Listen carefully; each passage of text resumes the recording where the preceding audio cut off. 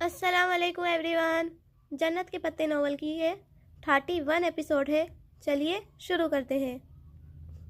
अच्छा, अपना puzzle box दिखाओ, मैं उसकी पहली देखूं। बहारे गुल ने सर हिलाकर बैग से पज़ल बॉक्स निकालकर उसे थमाया। उसका गुलाबी बैग एक ज़ंबेल थी जिसमें हर एक चीज़ होती थी। बहारे, तुमने हया का गिफ्ट नहीं बनाया? आयशे ने हाथ रोक कर रुकू में झुके झुके सर उठाकर खफकी से अपनी बहन को देखा। ओ हाँ, मैं अभी आई। बहारे माथे पर हाथ मारती उठी। बड़े थैले में से एक खाली टोकरी निकाली और दरख्तों के दरमियान उछलती फुदकती आगे भाग गई। आयशा वापस काम में मसरूफ़ हो गई। हया सर तने से टिकाए बॉक्स को चेहरे के सामने लाकर देखने लगी।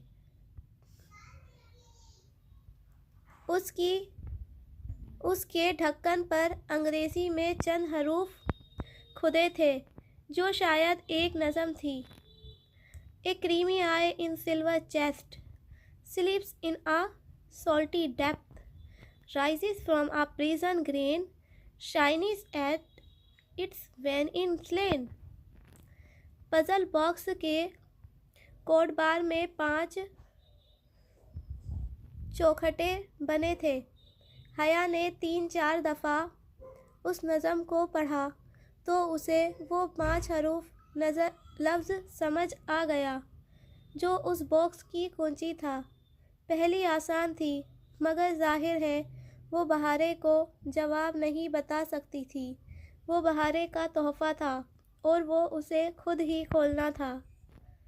मगर कौन लिखता था ये नज़में, ये पहेलियाँ?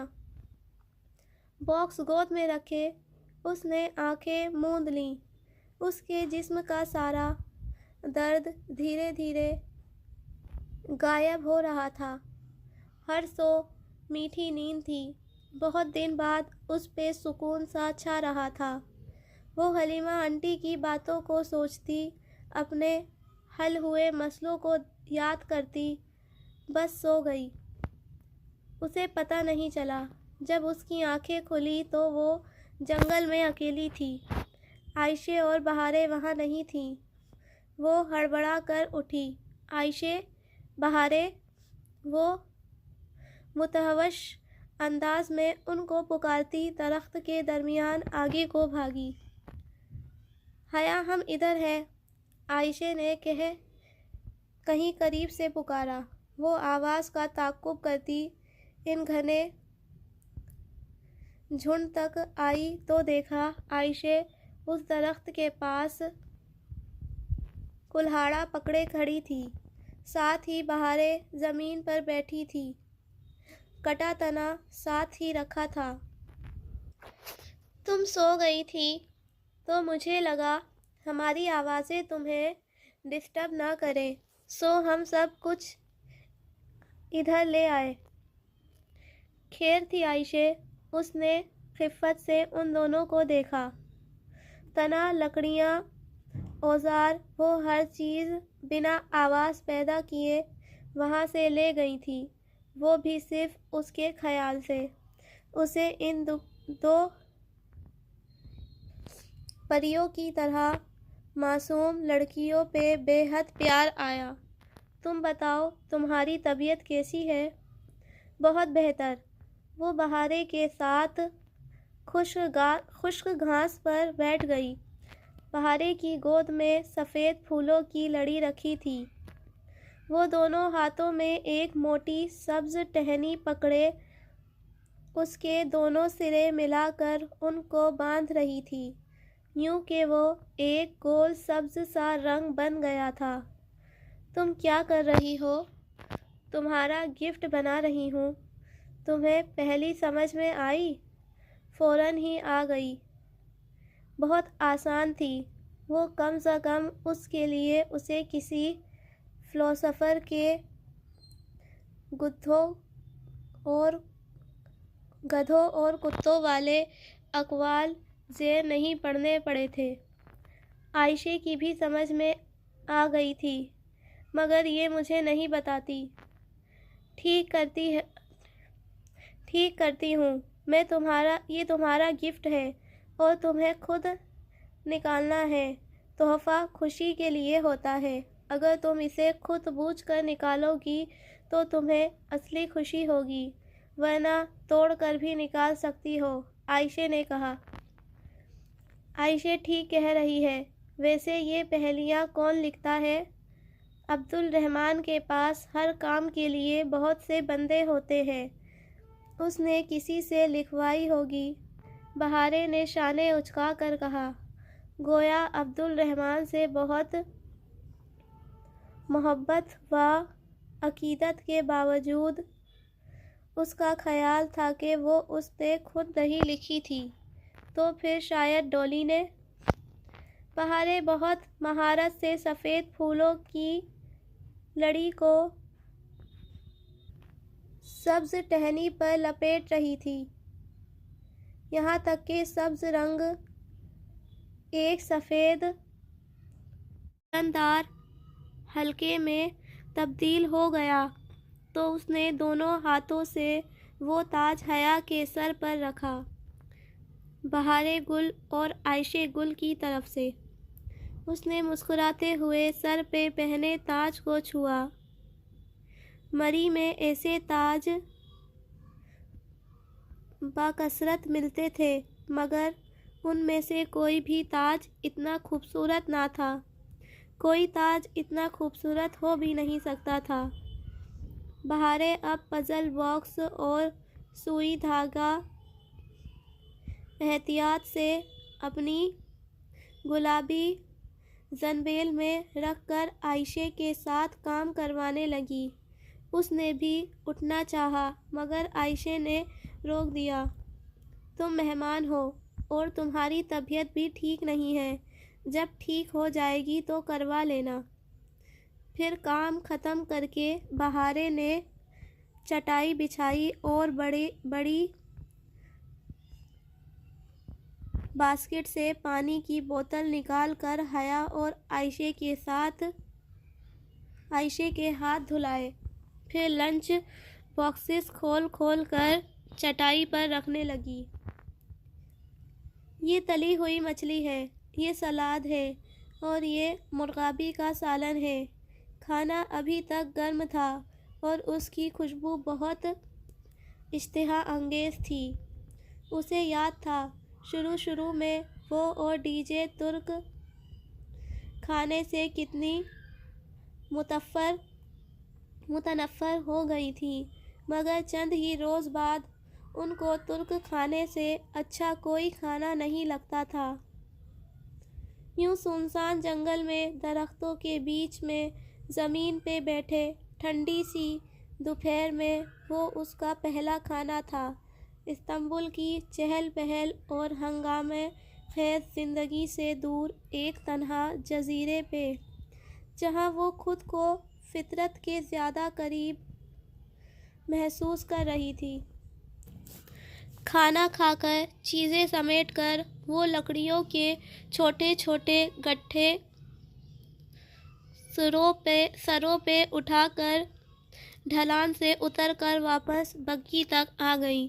عائشہ نے کلہاڑی، لکڑیاں اور اوزار صندوق میں رکھے اور بگھی کو وہیں چھوڑ کر دوسری سمت چل پڑیں۔ اس نے نہیں پوچھا تھا کہ اب وہ کدھر جا رہے ہیں، وہ خود کو ان دو بہنوں کے رحم و کرم پر چھوڑ چکی تھی۔ پھر بھی عائشہ خود سے ہی بتانے لگی، اب ہم ساحل کی طرف جا رہے ہیں، مگر فائدہ کوئی نہیں ہے۔ اس کے ساتھ چلتی بہارے نے ذرا خفگی سے سرگوشی کی۔ وہ جو دونوں پہلوؤں سے میکسی ذرا اٹھا کر چل رہی تھی، ذرا چونکی۔ وہ کیوں؟ ہم سمندر پہ سیپ چننے جا رہے ہیں مگر کوئی فائدہ نہیں ہے، میرے کسی سیپ سے موتی نہیں نکلتا اور عائشہ کے ہر سیپ سے موتی نکلتا ہے۔ عبد الرحمن کہتا ہے، عائشہ کے سیپ سے موتی اس لیے نکلتا ہے کیونکہ وہ ہمیشہ سچ بولتی ہے۔ نہیں، یہ کوئی پیمانہ نہیں ہے۔ بہارے کے سیپ سے موتی اس لیے نہیں نکلتے کیونکہ بہارے ہمیشہ اللہ سے برا گمان رکھتی ہے۔ جس دن بہارے اچھا گمان رکھے گی اس دن موتی نکل آئیں گے، اور ایک دفعہ تو موتی نکلا بھی تھا۔ آگے چلتی عائشہ نے گردن موڑے بغیر کہا۔ اس کی آخری بات پہ حیا نے سوالیہ نگاہوں سے بہارے کو دیکھا تو بہارے نے جذبات میں گردن ہلا دی۔ ہاں، بس ایک ہی دفعہ موتی نکلا تھا، سفید موتی، اور وہ بہت خوبصورت تھا۔ میں نے وہ عبد الرحمن کو گفٹ کر دیا۔ وہ اس کا کیا کرے گا؟ تم اپنے پاس رکھتی نا؟ جواباً بہارے نے ملال بھری، تم نہیں سمجھ سکتی۔ وہ والی نظروں سے اسے دیکھا اور سر جھٹکا۔ ساحل کا یہ حصہ قدرے سنسان پڑا تھا۔ نیلے سمندر کی لہریں امڑ امڑ کر پتھروں سے سر پٹکتی اور واپس لوٹ جاتی۔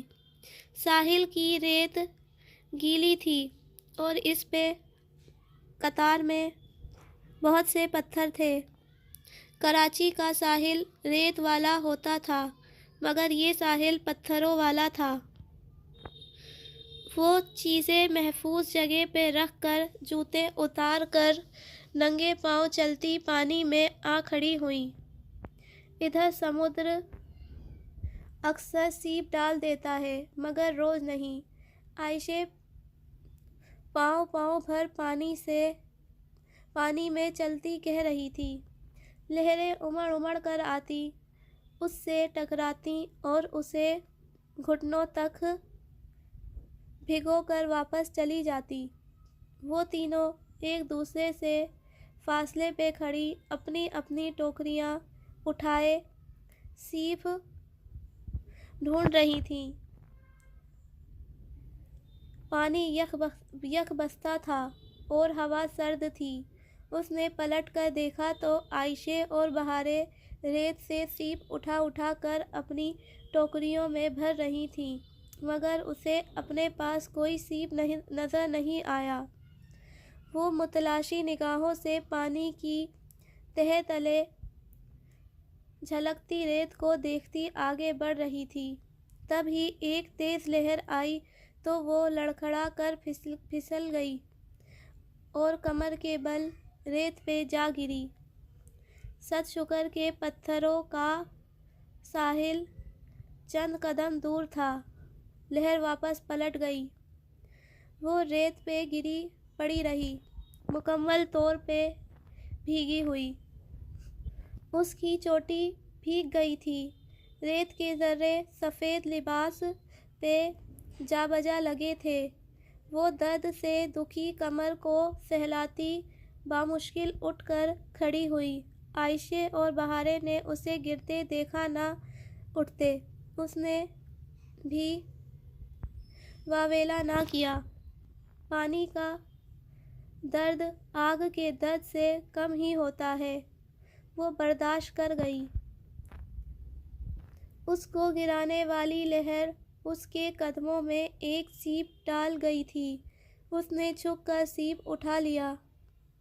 وہ ایک شامی کباب کے سائز جتنا تھا اور اس کا کھول سفید، سرمئی اور گلابی رنگوں سے بنا تھا۔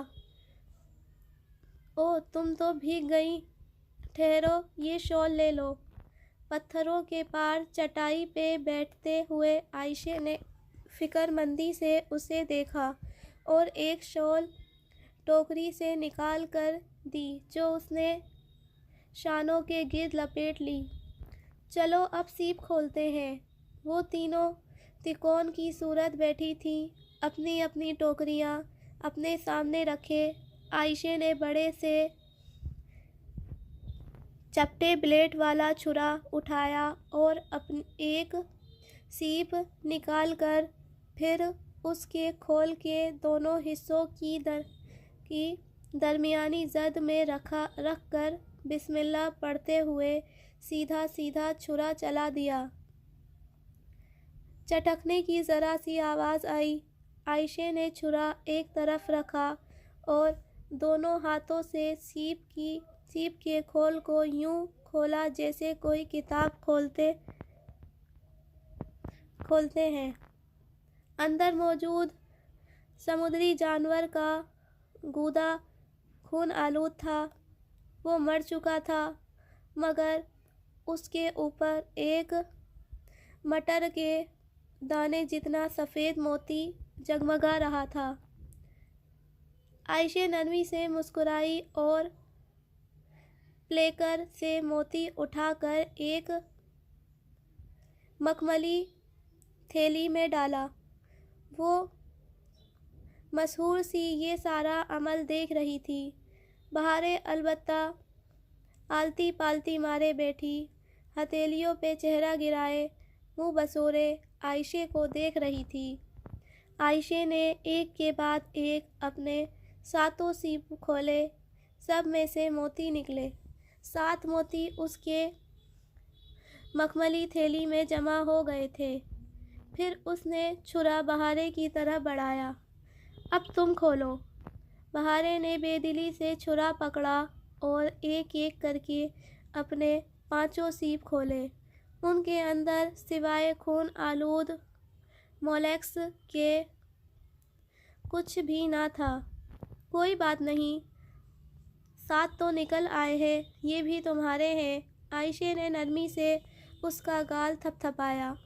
وہ خفا خفا سی بیٹھی رہی۔ حیا نے چھرا پکڑا اور سیپ کے دونوں حصوں کی زرد میں رکھا، پھر دل مضبوط کر کے چھرا چلایا۔ لمحے بھر کو اسے یوں لگا جیسے اس نے کسی نرم سے گوشت کو کاٹ دیا ہو۔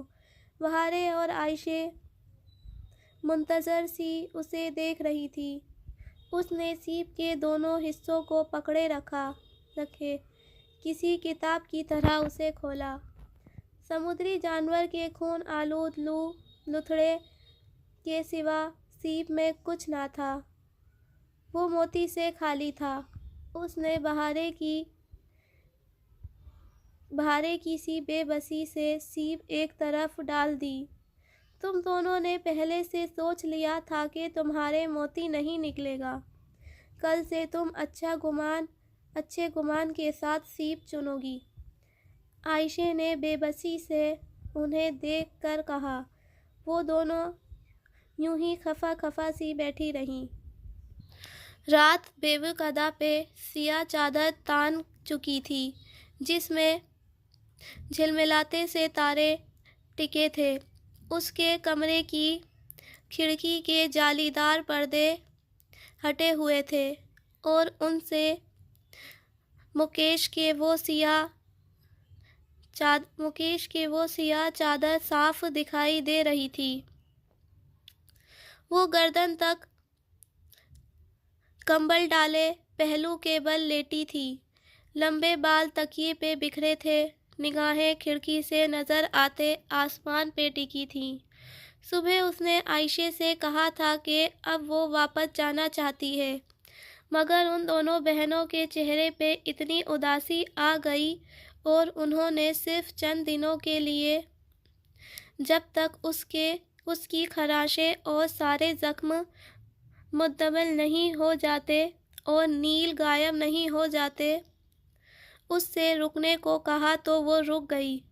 اسے بےوقدا اچھا لگتا تھا، یا پھر شاید اسے یہ خوف تھا کہ ابھی سبانچی میں لوگ اس کے چہرے کے زخموں کے متعلق استفسار کریں گے اور اس پر فضا مقام پہ مکمل صحت مند ہو کر پہلے جیسا چہرہ لے کر واپس پلٹنا چاہتی تھی اور باوقاعدہ اسے کھینچتا بھی تھا۔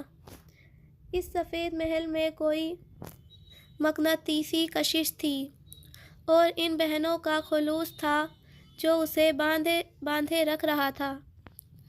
وہ گھر عائشہ گل کا تھا، یہی وہ دل سے سارے بوجھ اتار دینے والا احساس تھا جس کے باعث وہ ادھر رک گئی تھی۔ سبانچی سے آج کل اسپرنگ بریک کی چھٹیاں تھیں اور بریک ختم ہونے تک وہ ادھر رہ سکتی تھی۔ ابھی واپس جانا دوسروں کو اپنے بارے میں مشکوک کرنا ہوگا۔ چہرے کے زخم بھرنے میں ابھی وقت تھا اور دل کے پتہ نہیں کب بھر پائیں گے۔ ایک لمحے کے لیے اس نے اپنے دل کو ٹٹولا، کہیں وہ اس گھر میں اس لیے تو نہیں رک گئی کہ اس کا تعلق عبدالرحمن پاشا سے ہے؟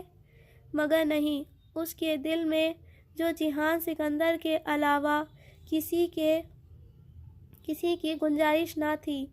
ٹھیک ہے، پاشا نے اس پر بہت بڑا احسان کیا تھا اور وہ اس کی ممنون تھی، مگر اس کے دل میں پاشا کے لیے کوئی نرم گوشہ نہیں پیدا ہوا تھا، ہو ہی نہیں سکتا تھا۔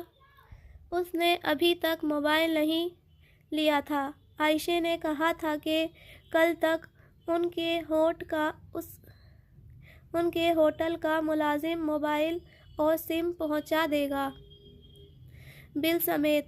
اس نے ابا سے کچھ پیسے عائشہ کے اکاؤنٹ میں منگوا لیے تھے تاکہ وہ اپنے اخراجات خود اٹھا سکے۔ البتہ نہ اس نے اماں، ابا اور نہ ہی جہان کو بتایا تھا کہ وہ کدھر رہ رہی تھی۔ وہ پہلے ہی ان سے دور تھی، جہاں بھی رہے کیا فرق پڑتا تھا۔ اور پھر استنبول میں عبدالرحمن پاشا کی رہائش سے بڑھ کر محفوظ جگہ کوئی نہ تھی۔ اس کا اندازہ اسے ہو چکا تھا، مگر جہان جانے وہ کیسا ہوگا۔ اتنے دنوں سے اس سے بات بھی نہیں ہوئی۔ آخری دفعہ اسے تب دیکھا تھا جب وہ اسے ٹاکسم پہ چھوڑنے آیا تھا، تب بخار کے باعث اس کی آنکھیں اور ناک سرخ تھیں۔ پتہ نہیں اس کا بخار ٹھیک ہوا یا نہیں۔ وہ اسے فون کرنے کا سوچ کر اٹھی اور باہر آ کر گول چکر زینہ اترنے لگی۔ آخری سیڑھی پہ اس کے قدم سست پڑ گئے۔ لونگ روم میں انگیٹھی دہک رہی تھی اور اس کے سامنے عائشہ گل صوفے پہ پاؤں اوپر کیے بیٹھی تھی، حیا کی جانب پش کیے۔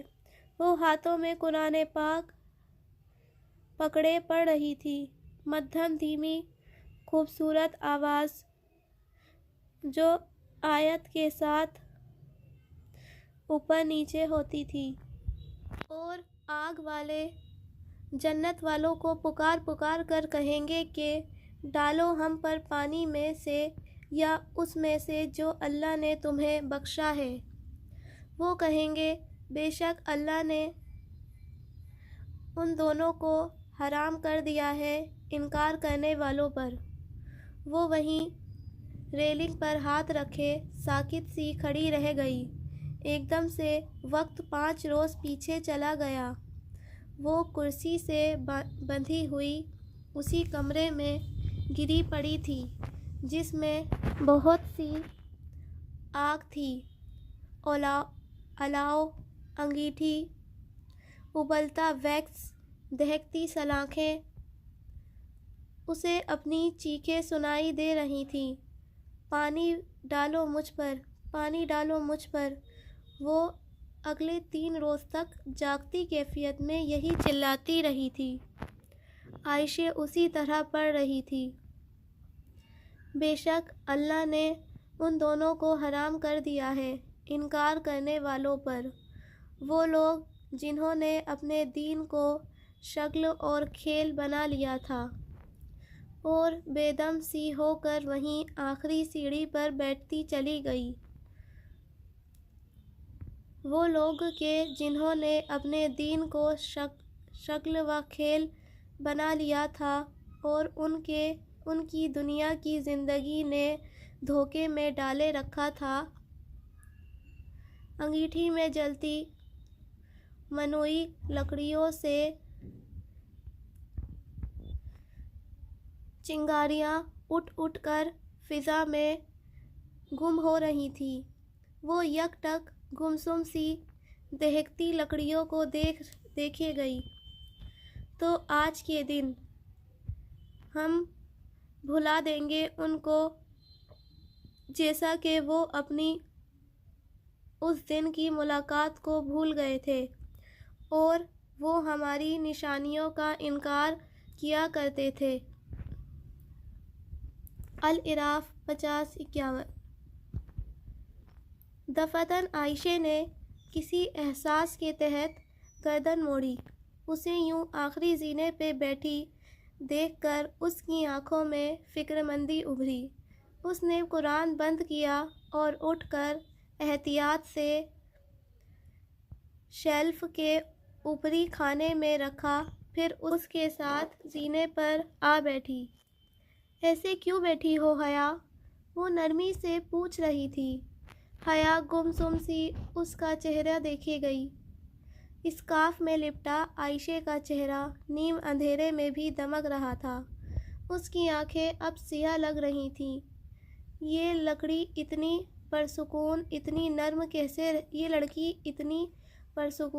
نرم کیسے رہتی تھی ہر وقت؟ اس کے چہرے پہ کوئی دھول، کوئی دھند، کوئی مبہم پن کیوں نہیں ہوتا تھا؟ صاف، شفاف، اجلا چہرہ، معصومیت، کم عمری۔ حیا؟ اس نے دھیرے سے حیا کی بند مٹھی پہ اپنا ہاتھ رکھا۔ حیا نے چہرہ ذرا سا پھیرا تھا۔ اس سے روشنی نہیں دیکھی جا رہی تھی۔ اس کی آنکھیں اندھیرے کی بہت عادی ہو چکی تھیں۔ یہ دنیا دھوکے میں کیسے ڈالتی ہے عائشہ؟ وہ اب بالکل بھی اسے نہیں دیکھ رہی تھی۔ وہ الاؤ کو دیکھ رہی تھی جس سے سرخ دانے اڑ اڑ کر فضا میں تحلیل ہو رہے تھے۔ جب یہ اپنی چمکنے والی چیزوں میں اتنا گم کر لیتی ہے کہ اللہ بھول جاتا ہے، کیا مجھے بھی دنیا نے دھوکے میں ڈال رکھا ہے؟ پہلی دفعہ دھوکہ انسان بھول پن میں کھاتا ہے، مگر بار بار کھائے تو وہ گناہ بن جاتا ہے، اور اگر کسی احساس ہونے کے بعد نہ کھائے تو اسے ایک بار یاد سمجھ کر بھول جانا چاہیے اور زندگی نئے سرے سے شروع کرنی چاہیے۔ نئے سرے سے؟ ایسے یو ٹرن لینا آسان ہوتا ہے کیا؟ انسان کا دل چاہتا ہے کہ وہ خوبصورت لگے، خوبصورت لباس پہنے۔ کیا یہ بری بات ہے؟ اس کی آواز میں بے بسی در آئی تھی، جیسے وہ کچھ سمجھ نہیں پا رہی تھی۔ کیا غلط تھا کہ کیا صحیح؟ سب گڈمڈ ہو رہا تھا۔ نہیں، اللہ خوبصورت ہے اور خوبصورتی کو پسند کرتا ہے۔ یہ چیزیں زندگی کا حصہ ہونی چاہیے، مگر ان کو آپ کی پوری زندگی نہیں بننا چاہیے۔ انسان کو ان چیزوں سے اوپر ہونا چاہیے۔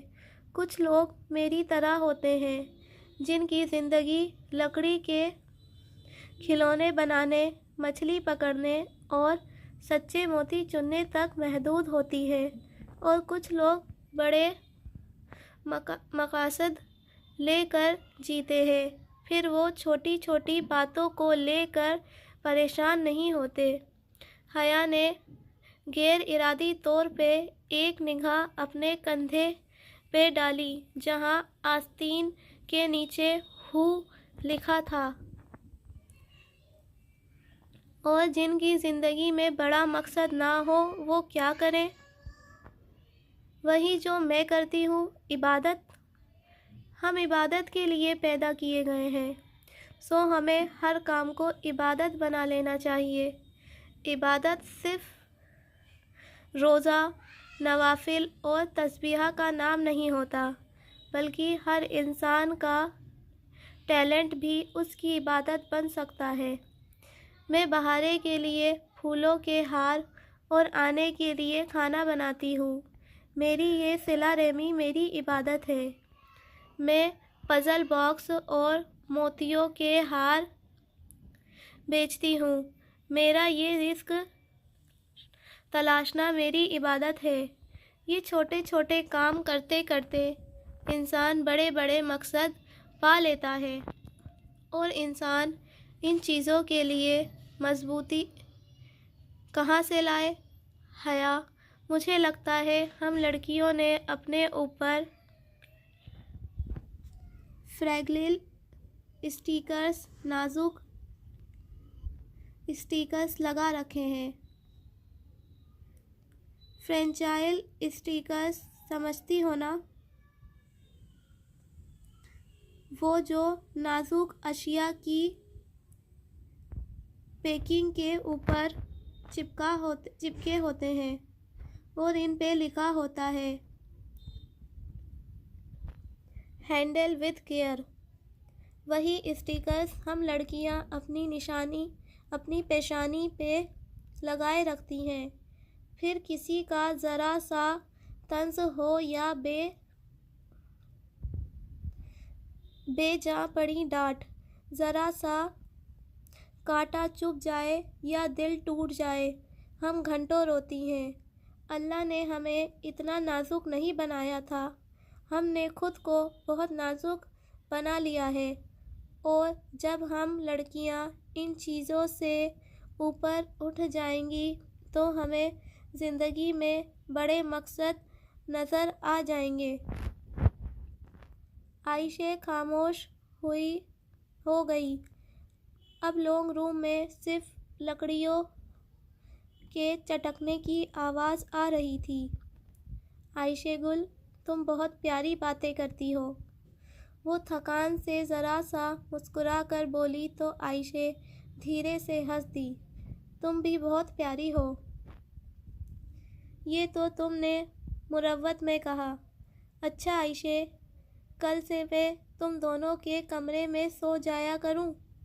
مجھے اوپر والے کمرے میں تنہائی محسوس ہوتی ہے۔ ٹھیک ہے، پھر ہم کل اپنے کمرے کی سیٹنگ بدل دیں گے۔ بڑا والا بیڈ گیسٹ روم سے ادھر لے آئیں گے، عائشہ اٹھتے ہوئے بولی۔ اس نے مسکرا کر دھیرے سے سر ہلا دیا۔ جو بھی تھا، عائشہ کی بات اس کے دل کو بہت الجھا دیا کرتی تھی۔ وہ کبھی بھی زندگی میں ایسے تذبذب اور شش و پنج میں مبتلا نہیں رہی تھی جس سے اب گزر رہی تھی۔ اگلے روز اسے موبائل تو ہوٹل گرینڈ، وہ ہوٹل جو بیوی-کدا میں اے.آر.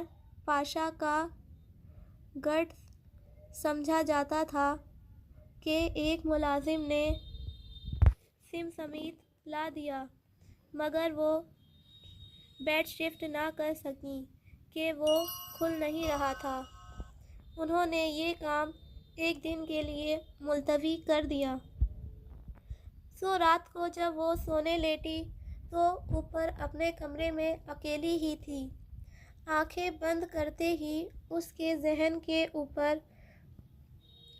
کے پردوں پہ وہی رات، دہکتی سلاخیں اور بھڑکتا الاؤ چھانے لگا تو وہ مضطرب سی اٹھ بیٹھی۔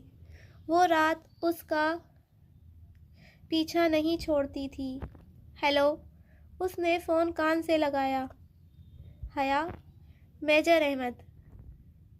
وہی بھاری، خوبصورت، شائستہ آواز۔ اس نے گہری سانس لی۔ یہ لوگ اس کا پیچھا نہیں چھوڑیں گے۔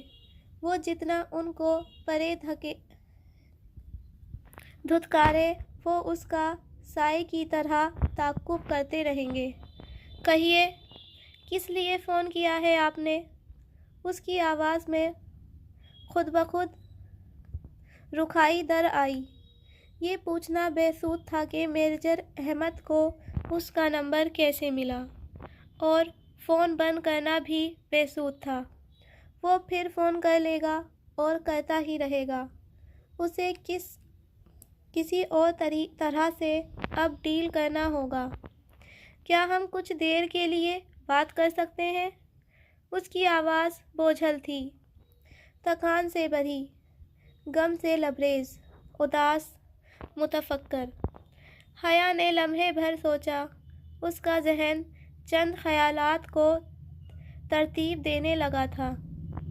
دیکھیں میجر احمد، اس نے سوچ سوچ کر کہنا شروع کیا، اگر تو آپ کوئی ایسی بات کرنا چاہتے ہیں جو کسی شادی شدہ عورت سے کرنا غیر مناسب ہے تو مت کیجیے، لیکن اگر آپ کوئی باہمی مفاد کی بات کرنا چاہتے ہیں تو میں آپ کو سن رہی ہوں۔ وہ چند لمحے خاموش رہا، پھر اس کی آواز فون میں ابھری، مجھے اس بات کا بہت افسوس ہے جو آپ کے ساتھ ہوا۔ وہ ایک دم بالکل ساکت ہو گئی۔ اس کے اغوا کی خبر پھیل چکی تھی۔ تو کیا وہ سب راز نہیں رہا؟ ایک بوجھ سا اس کے دل پہ آن گرا تھا۔ فکر نہ کریں، پاکستان میں کسی کو علم نہیں ہوا۔ وہ اس کے لہجے پہ غور کرنے لگی۔ یہ کیا کوئی دھمکی تھی کہ وہ چاہے تو پاکستان میں سب کو علم ہو سکتا ہے؟ اس کے پاس یقیناً اس کی ویڈیو تھی اور پاشا کے اس کی بہت سی تصاویر۔ Black mailers. میں نے آپ سے کہا تھا نا، اگر زندگی میں کوئی آپ کو جنت کے پتے لا کر دے تو انہیں تھام لیجیے گا، وہ آپ کو رسوا نہیں ہونے دیں گے۔ اس کی آواز میں دل کو چیرتا ہوا درد تھا۔ اور میں نے بھی آپ سے کہا تھا کہ ہم دنیا والوں نے جنتیں کہاں دیکھی ہیں۔ آپ نے میری بات نہیں مانی۔ مجھے اس واقعے نے جتنی تکلیف دی، شاید زندگی میں کسی اور شے نے اتنی تکلیف نہیں دی۔ میں اغوا ہوئی، ظلم میرے ساتھ ہوا، تو آپ مجھے کیوں قصوروار ٹھہرا رہے ہیں؟ وہ ہر کسی کو اغوا نہیں کرتے، خوبصورت لڑکیوں کو کرتے ہیں۔ میں خوبصورت ہوں تو اس میں میرا کیا قصور ہے؟ وہ حیران نہیں ہو رہی تھی، وہ پوچھ رہی تھی۔ انہیں یہ پتہ چلا کہ آپ خوبصورت ہیں، اس میں آپ کا قصور ہے۔ وہ بھی طنز نہیں کر رہا تھا، بس مغموم انداز میں کہہ رہا تھا، تو اب میں کیا کروں؟ اب ان سارے مسئلے سے کیسے جان چھڑاؤں؟ کون سا مسئلہ ہے؟ آپ مجھے بتائیں۔ آپ مجھے ہمیشہ اپنے خیرخواہوں میں پائیں گی۔ وہ چند لمحے خاموش رہی، پھر ایک فیصلے پر پہنچ کر کہنے لگی، اگر کوئی آپ کو بلیک میل کرنے لگے تو کیا کرنا چاہیے؟ بلیک میل ایک بے نتھی بیل کی طرح ہوتا ہے حیا۔ اس سے بھاگیں گی تو وہ آپ کا تعقب کرے گا، وہ تھکا تھکا کر مار دے گا۔ سو اس سے بھاگنے کی بجائے اس کا سامنا کریں اور آگے بڑھ کر اس کو سینگوں سے پکڑ لیں۔ دنیا کا کوئی ایسا بلیک میلر نہیں ہے جس کی اپنی کوئی ایسی کمزوری نہ ہو جس پہ اسے بلیک میل نہ کیا جا سکے۔ آپ کی کمزوری کیا ہے؟ بہت سی ہیں۔ کمزوریاں پوچھی نہیں، تلاش کی جاتی ہیں۔ لیکن میں بلیک میلر نہیں ہوں۔ اگر مجھے آپ کی کمزوری تلاشنی ہوتی تو پوچھتی نہیں، اس نے ذرا محفوظ سے انداز میں جتایا۔ ویسے وہ پزل باکس مجھے کس نے بھیجا تھا؟ وہ جواباً خاموش رہا۔ میجر احمد، میرا خیال ہے اب ہم یہ ڈمپ گیم بند کر دیں اور یہ بات تسلیم کر لیں کہ آپ مجھ سے ایک خواجہ سرا بن کر ملتے رہے ہیں۔ اس نے پنکی کے بجائے خواجہ سرا کہنا مناسب سمجھا۔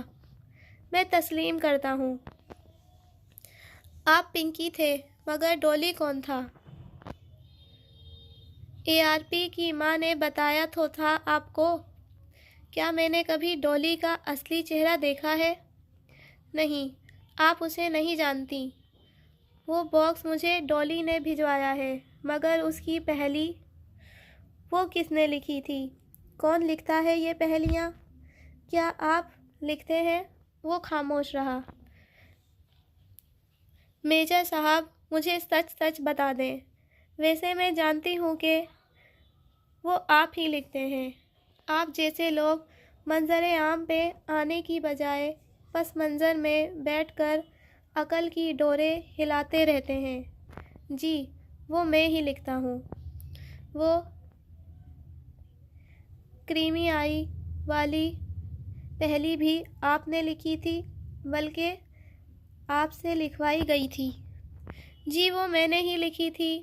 ویسے پزل باکس کھول لیا آپ نے؟ اس نے پہلی دفعہ میجر احمد کی آواز میں سرسری سا تجسس محسوس کیا۔ کیا اس کی کمزوری اس کے ہاتھ میں آنے لگی تھی؟ جی، کھول لیا، اور مجھے وہ مل گیا جو ڈولی مجھ تک پہنچانا چاہتی تھی۔ وہ بالوں کی لٹ انگلی پہ لپیٹتی بڑے اطمینان سے کہہ رہی تھی۔ اپنی بات کے اختتام پہ اس نے واضح طور پہ کرسی کے پہیوں کی آواز سنی، جیسے ریوالونگ چیئر پہ ٹیک لگا کر بیٹھا میجر احمد کرنٹ کھا کر آگے کو ہوا تھا۔ واقعی؟ اس کی آواز میں محتاط سی حیرت تھی۔ جی، پہلی آسان تھی، میں نے بوجھ لی۔ ویسے جو اس میں تھا وہ اس وقت میرے ہاتھ میں ہے، اور اس نے مجھ پر ایک بہت حیرت انگیز انکشاف کیا ہے۔ جو باکس میں تھا وہ آپ کے ہاتھ میں ہے، اور اس نے آپ پر ایک انکشاف کیا ہے؟ وہ رک کر اس کے الفاظ دہرا کر جیسے تصدیق چاہ رہا تھا۔ جی بالکل۔ جواباً وہ دھیرے سے ہنس دیا۔ نہیں، آپ نے ابھی تک وہ باکس نہیں کھولا۔ لیکن مجھے آپ کا یوں ذہن استعمال کر کے مجھے گھیر کر کچھ اگلوانے کی کوشش اچھی لگی۔ حیا نے تلملا کر موبائل کو دیکھا۔ اسے کیسے پتہ چلا کہ وہ جھوٹ بول رہی ہے؟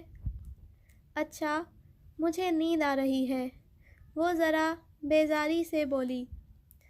آپ بے شک سو جائیں، مگر پلیز فون بند مت کیجیے گا۔ وہ جیسے التجا کر رہا تھا۔ جب میں کچھ بولوں گی نہیں تو آپ کیا سنیں گے؟ میں آپ کی خاموشی سنوں گا۔ میں سو رہی ہوں، بائے۔ اس نے تکیے پہ سر رکھے ہوئے جان چھوڑو والے انداز میں کہا، مگر پھر اس نے واقعی موبائل بند نہیں کیا۔ ایک ہاتھ سے فون کان سے لگائے، دوسرا بازو آنکھوں پہ رکھے۔ وہ کب سو گئی اسے علم نہیں ہوا۔ صبح اٹھتے ہی اس نے موبائل چیک کیا تو میجر احمد کی کال کا دورانہ 3 گھنٹے اور 20 منٹ لکھا آ رہا تھا۔ وہ دم بخود رہ گئی۔ اس نے تو بامشکل 10 منٹ میجر احمد سے بات کی تھی، تو کیا 3 گھنٹے وہ اس کی خاموشی سنتا رہا تھا؟ عجیب آدمی تھا یہ بھی۔ پھر جس روز اس نے عائشہ کے ساتھ ان دونوں بہنوں کے کمرے کی سیٹنگ تبدیل کرنے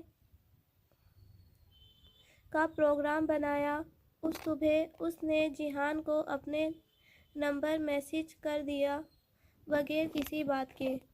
جب وہ عائشہ کے ہمراہ بڑا بیڈ اندر رکھ کر اور چھوٹا بیڈ باہر نکال کر شاور لینے کے بعد تولیے کے ساتھ بال تھپتھپا کر سکھاتی باہر آئی تو بیڈ پر رکھا اس کا موبائل بج رہا تھا۔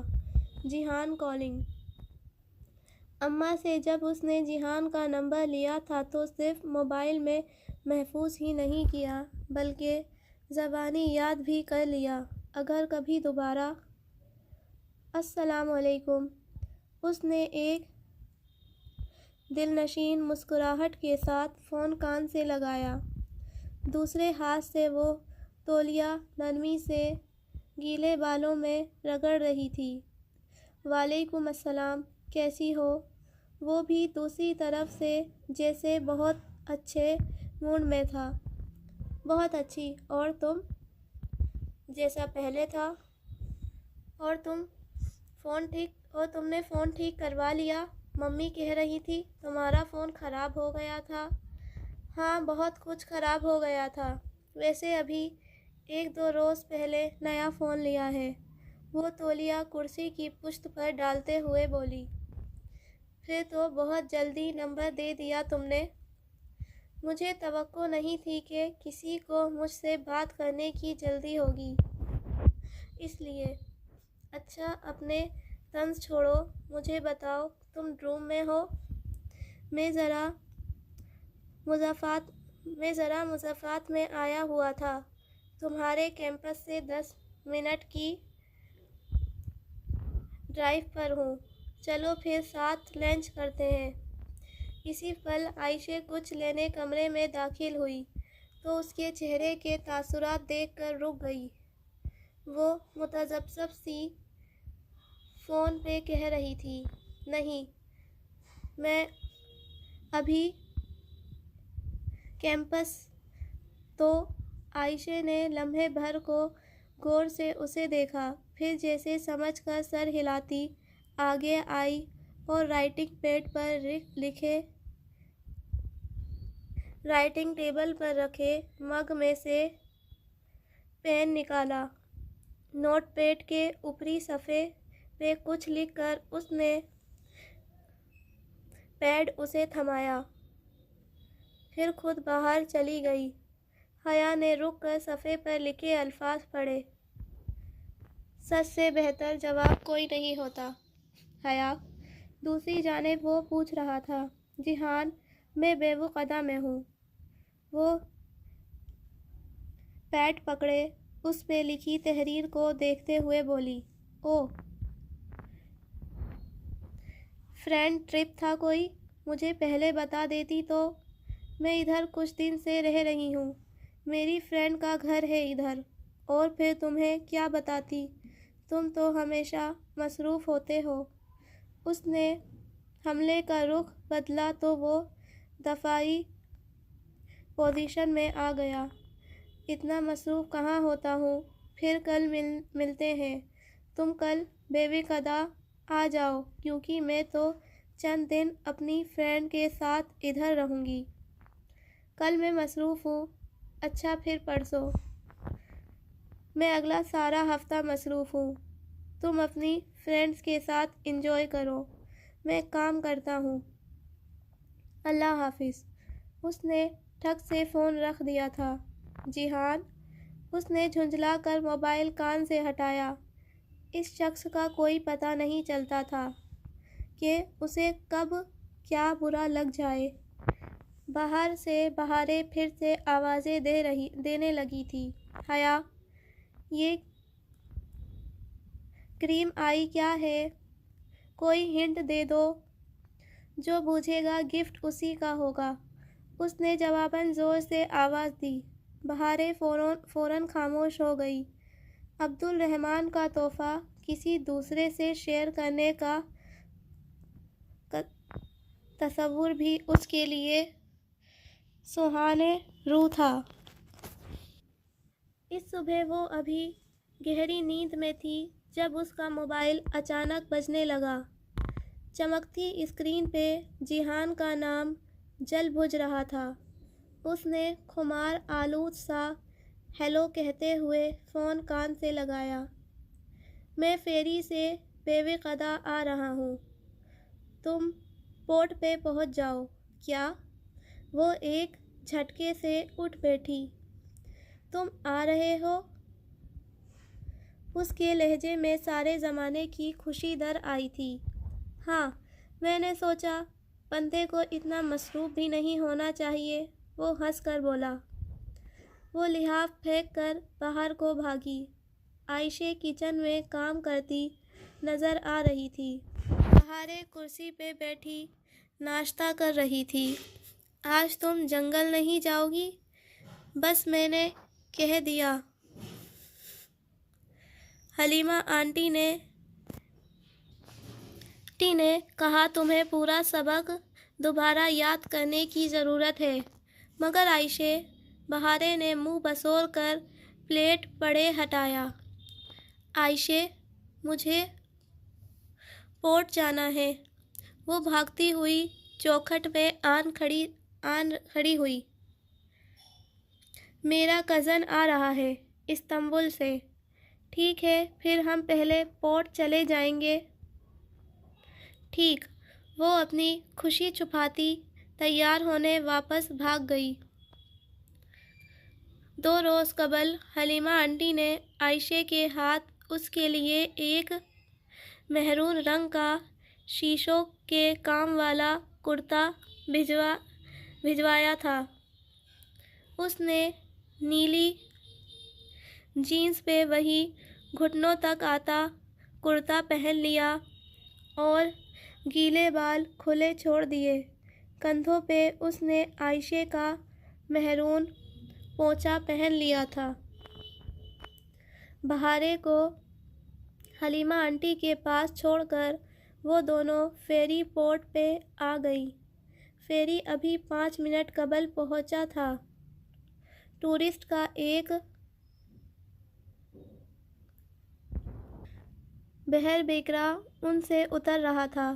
وہ آنکھوں پہ ہاتھ کا سایہ کیے فیری سے اترتے لوگوں کو متلاشی نگاہوں سے دیکھنے لگی۔ تبھی اسے جیہان نظر آ گیا۔ وہ نیلی جینس کی جیبوں میں ہاتھ ڈالے سامنے سے چلتا آ رہا تھا۔ اس نے بھی اوپر مہرون سویٹر پہن رکھا تھا۔ جیہان کو اپنے قریب دیکھ کر وہ بے اختیار مسکرا دی۔ جیہان، اوہ ہیئر! اس نے ہاتھ اونچا کر کے ہلایا۔ جیہان نے دیکھ لیا تھا، تبھی دھیما سا مسکراتا ہوا ان کی طرف آ گیا۔ واؤ، تم تو ٹائم پہ پہنچ گئے۔ تھینکس۔ یہ میری فرینڈ ہے عائشہ گل۔ میں اسی کے ساتھ رہ رہی ہوں۔ اور عائشہ، یہ میرا کزن ہے جیہان سکندر۔ السلام علیکم۔ عائشہ نے اپنے نرم ازلی خوش اخلاق انداز میں سلام کیا۔ وعلیکم السلام۔ اس نے مسکراتے ہوئے سر کو جنبش دی۔ تو تم ان کی بن بلائی مہمان بنی ہوئی ہو؟ ارے نہیں، بن بلائی کیوں؟ ہم نے تو خود حیا کو بعد اصرار چند دن ادھر رہنے کا کہا تھا۔ عائشہ ذرا جھیپ گئی۔